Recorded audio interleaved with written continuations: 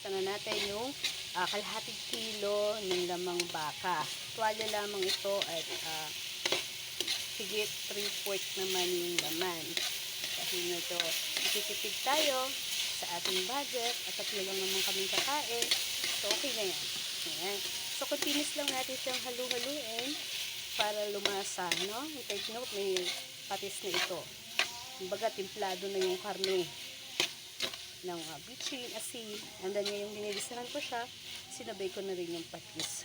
Para yung aroma niya, no? At yung lasa ng patis, mag-balance na at manuot na. Isa na natin yung kalahating kilo ng lamang baka. Tuwalya lamang ito at higit 3/4 naman yung laman. Dahil nito, ititipid tayo sa ating budget at tatlo lang naman kaming kakain. So, okay na yan. Ayan. So, continuous lang.